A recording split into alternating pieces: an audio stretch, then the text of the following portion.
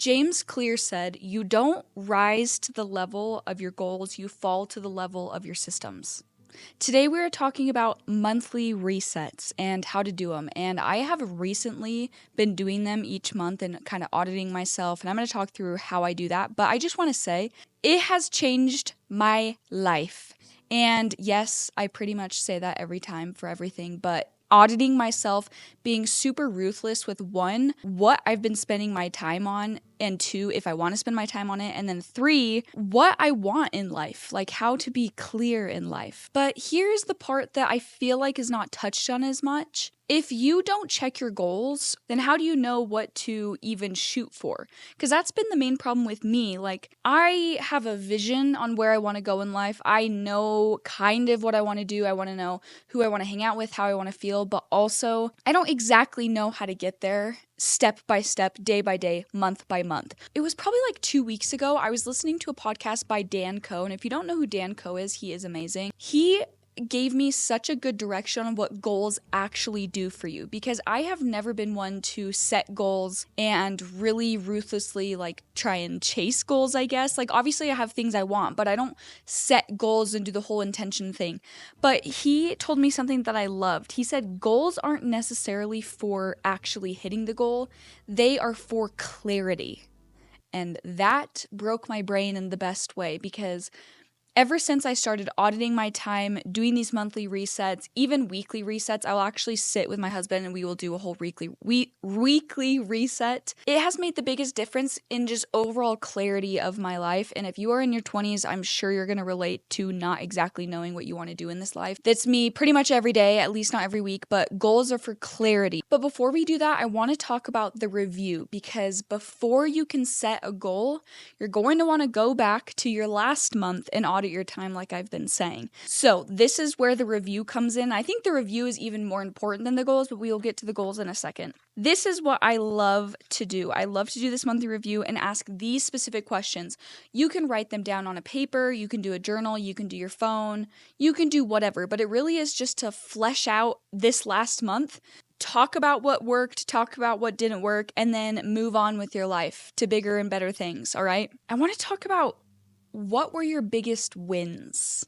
Because obviously we love to critique ourselves and we love to get down on what we didn't do. And sure, I guess there's a time and place for that, because then, you can get better. But then it can also be a spiral on like if it's actually helping you or not. So what were your biggest wins in March or whatever time you're watching or listening to this? Think about that for a second. I feel like my biggest wins for me is one, getting more clear on what I want. Just enjoying my life a little more. My life has been chaotic, but I've been able to see friends and family, and I started a movement club. So if you are local to Utah, you know where to find me on my Instagram, and it's just where I walk and talk with people I haven't seen in forever, or even new friends. But yeah, I'm proud of those things. So think about what you are proud of and write it down. Also, what were the biggest lessons learned and insights gained? I love the reframing of lessons learned instead of mistakes made. Really, when you think about it, everything in life is a lesson if you want to take it as a lesson. The bad, the good, the ugly, everything is a lesson. And that's actually a good reframe that I've learned a lot. So if there's one thing that I have learned, it's that I need to act on the things that I care about and the ideas that I have. You need to act more than you think. You need to act on the things that you feel would be good to do in your life.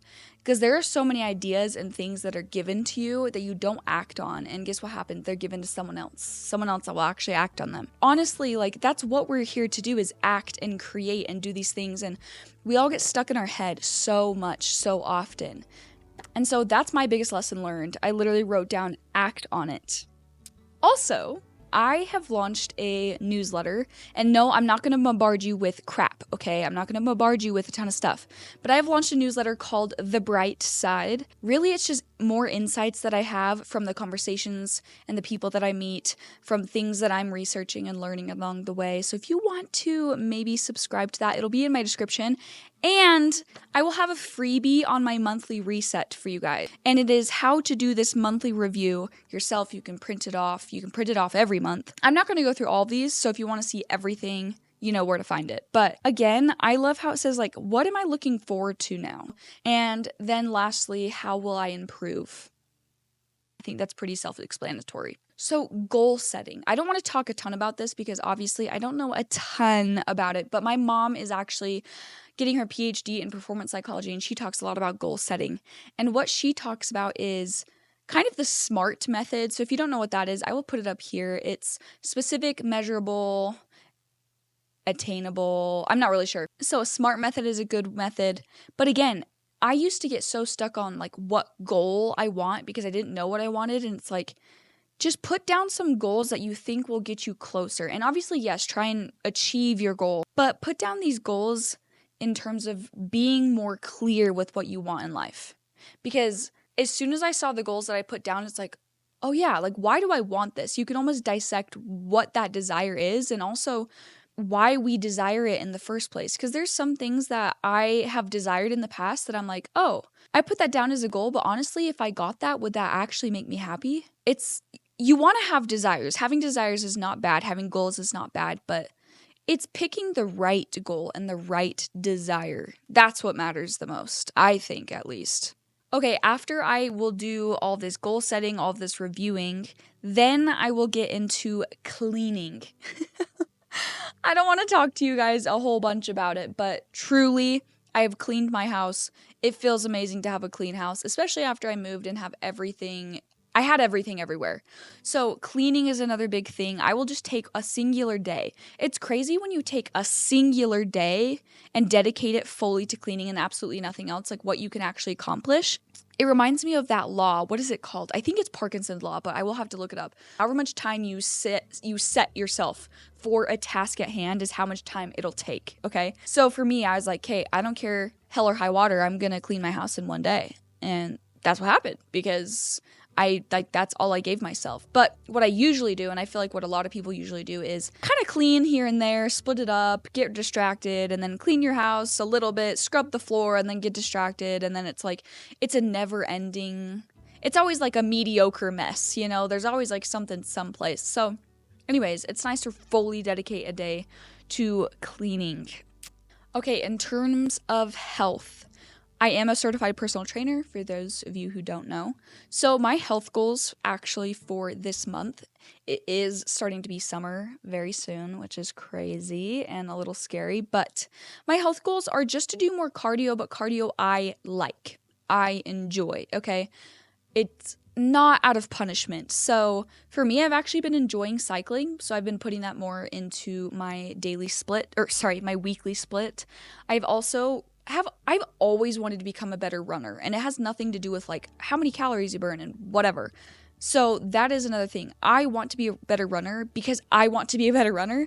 So that is another thing I'm putting into my split. I'm eating higher protein and more fiber.